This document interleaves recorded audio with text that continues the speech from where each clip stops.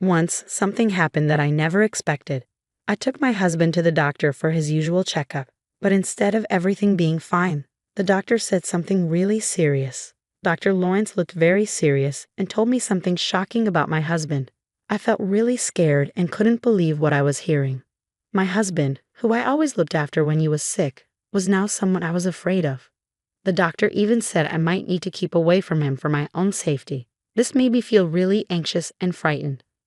Hi, I'm Betty Frieden, and I've spent the last decade working at a big pharmaceutical company. It's like a second home to me, a place where I feel comfortable and like I belong. Even though I'm 50, I still work full-time, and my coworkers really respect me for it. Not many people my age are still working, but I've always enjoyed it. I think part of the reason I'm so dedicated to my job is because I didn't get married until 4 years ago. My boss, Gerald, and I are close, maybe because we're both single. Once he jokingly asked if I was ever going to tie the knot, but I knew he was just teasing. Around that time, I was seeing Richard secretly, who later became my husband. Richard's a bit older, was married before, and like me, he didn't want kids. We met through a matchmaking service for people looking for companionship in their later years. We decided to keep our relationship a secret, not telling anyone about our plans, even though our boss joked about marriage. Eventually, Richard and I quietly got married without any big ceremony, just signing papers at City Hall. I was surprised by how simple it all was, but I was really looking forward to our life together. But then, with Dr. Lawrence's worrying advice, I had to rethink everything. My caring feelings for my sick husband were now mixed up with fear and doubt. Dr. Lawrence's words kept playing in my head, telling me I needed to do something to stay safe. Standing there, trying to understand what was happening, I realized I had to make a decision, and quickly. Suddenly, the life I knew and the future I imagined felt uncertain. I'm LA, and my husband Richard works at a factory. Honestly, I make more money than he does. Richard got his job right after high school. As for me, I grew up in an orphanage and always wanted to be independent. That's why I didn't want to quit my job at the pharmaceutical company after we got married. I loved my job too much. When Richard and I got married, I told my manager Gerald right away. He congratulated me, but I could tell he had mixed feelings. Maybe he felt a bit lonely because his single buddy got married first. I tried joking with him about it, but he didn't seem to want to talk about it, so I dropped it. Despite Gerald's reaction, I was really happy about starting this new chapter with Richard. I imagined all the great things our future would bring.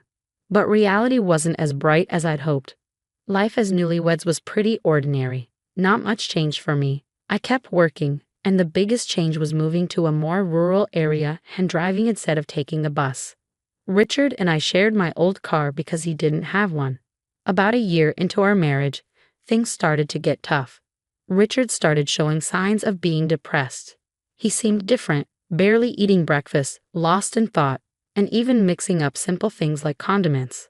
His clothes didn't match, and he became quieter both at work and at home.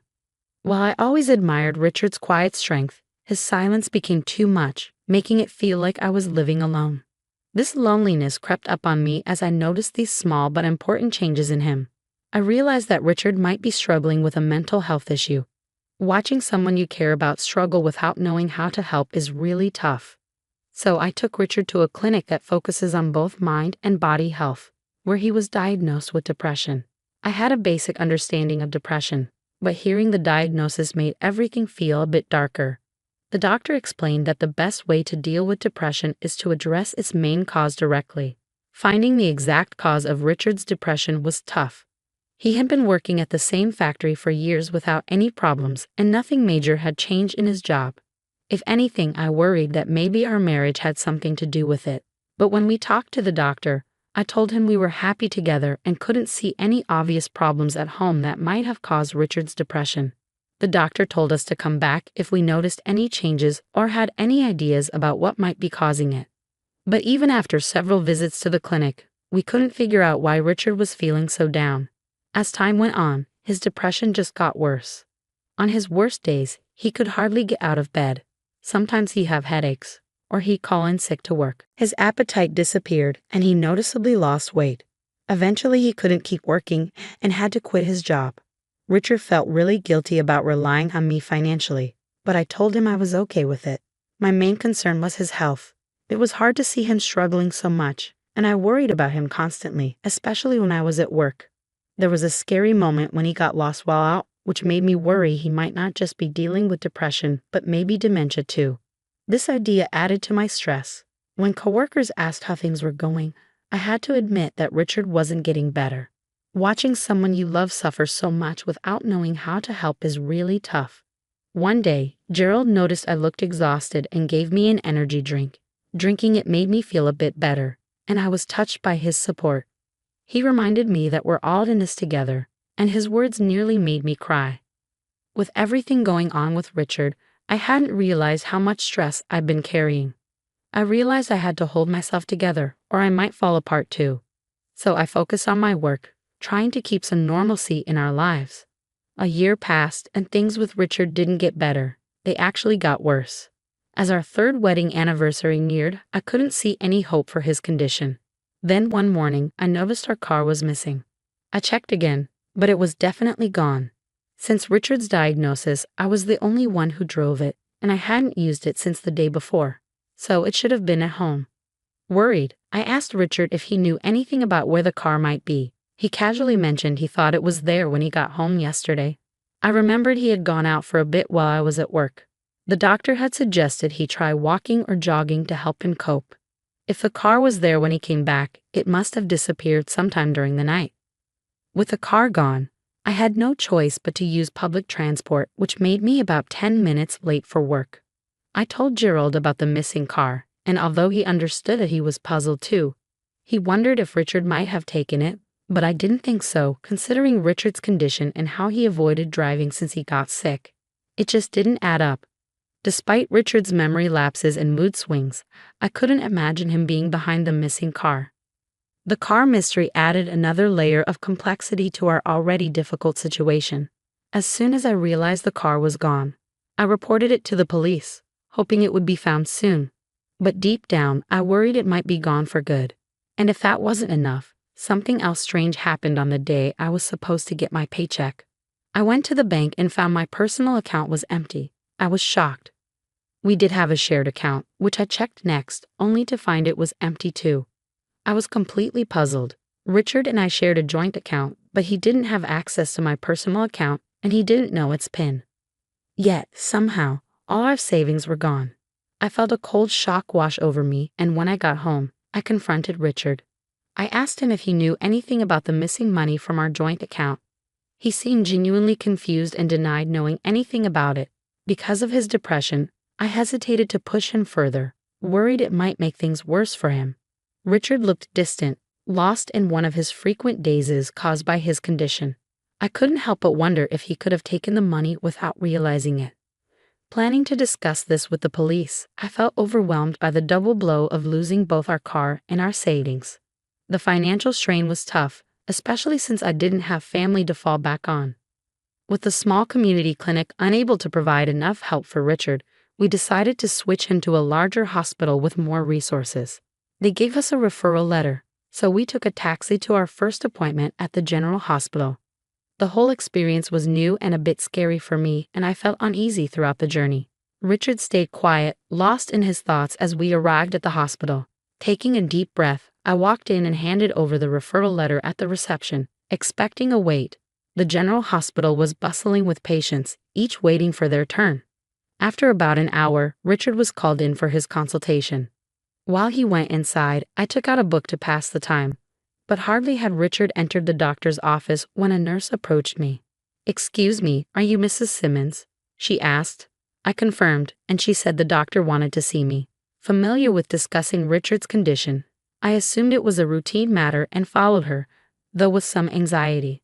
The nurse led me to a different room, where a doctor, about 10 years older than me with graying hair and a gentle manner, greeted me. Before I could even sit down, I asked if this was about Richard's condition.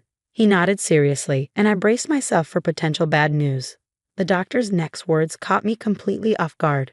He advised me to keep my distance from my husband, revealing that Richard had been arrested for fraud a decade ago. My mind was racing with confusion. Why was this coming up now, during a routine medical visit? The doctor explained his suspicions about Richard's depression, suggesting that he might be faking it. He recalled recognizing Richard from a surgery 10 years back, where he had treated a deep cut on Richard's leg. It was a shock. I had thought we were addressing Richard's mental health, only to uncover his hidden past and a potential deception about his current condition. This unexpected revelation left me stunned, trying to reconcile the caring husband I knew with the person the doctor described. When the doctor mentioned recognizing a large scar on Richard's right leg, everything clicked into place. I knew about the scar but never knew how he got it, as Richard had never mentioned it. Finding out that the doctor before me was the one who had treated Richard's injury years ago felt like an unbelievable twist of fate. The doctor's revelation continued, unveiling that Richard had injured himself during a confrontation with his former wife, stemming from his fraudulent actions against her. He had stolen her luxury possessions and money. Shockingly, he had even pretended to have dementia during that period, tricking his wife into lowering her guard before committing the fraud. This repeated behavior of feigning illness to aid his deception was horrifying. Learning about Richard's criminal history and his arrest was overwhelming. I hadn't investigated Richard's past before marrying him.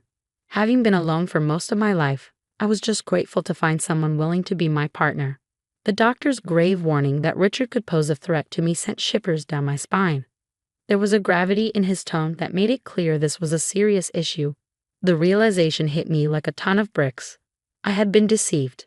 In the days that followed, I struggled to maintain a facade of normalcy around Richard while secretly plotting my next moves. I made the decision to install surveillance cameras throughout our home to monitor Richard's actions when I wasn't present. About a week later, I noticed that a watch and bag were missing. Upon reviewing the footage from the cameras, I saw Richard leaving the house with them and returning later with a stack of cash, looking oddly pleased with himself. His behavior didn't match that of someone suffering from depression. This footage confirmed my worst suspicions. Richard was responsible for stealing my belongings, the car, and our savings. Confronted with undeniable evidence of his deceit, I felt crushed. Richard had lied to me and manipulated me, betraying the trust I had placed in him. It became clear that I needed to take significant action against someone who had pretended to be vulnerable and in need of care, only to exploit my compassion and generosity. The realization that Richard had betrayed my trust was agonizing. I had devoted myself to working and caring for what I believed was an ailing partner.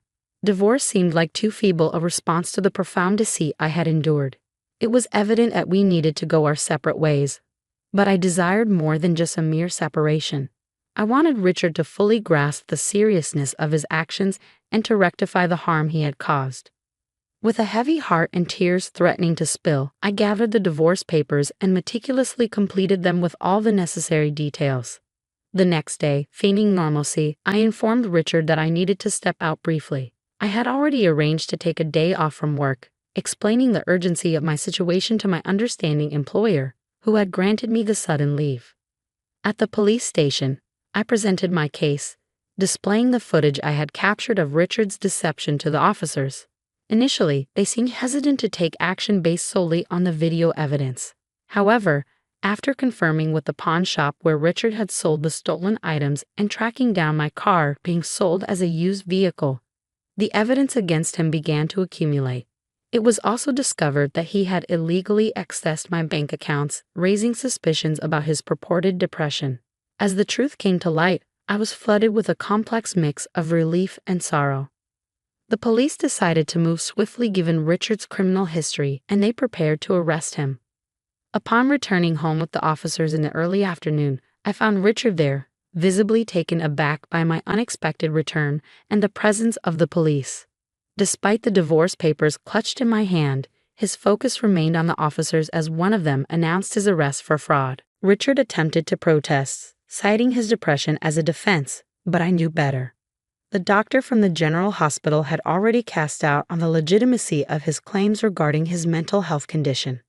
In that pivotal moment, as the weight of both the legal repercussions and the dissolution of our marriage settled on him, Richard's facade began to crumble. Choosing this course of action was agonizing but essential to safeguard myself and pursue justice for the betrayal and manipulation I had endured. At the police station, my sudden eruption of emotion caught even the officers off guard, but it seemed to finally pierce through Richard's veneer of composure. As the police placed him in handcuffs, Richard's facade of defiance cracked. He appeared defeated, his bravado replaced by frustration as he was escorted away. Observing the scene unfold, I felt strangely detached, as though I were watching the unraveling of someone else's life. Since the doctor's sobering warning, reality had felt distorted. Yet here I stood, confronting the stark truth of my circumstances, determined to forge ahead from the chaos Richard had wrought. Witnessing Richard being escorted away by the police felt surreal, akin to a scene from a dream. This moment marked a significant turning point, offering a glimpse of a return to the life I had known before the tumult of marriage consumed it.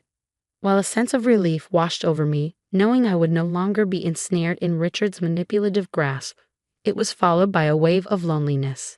After waiting over 47 years to marry, the prospect of solitude once again loomed over my newfound liberation. 2 months later, our divorce was officially finalized.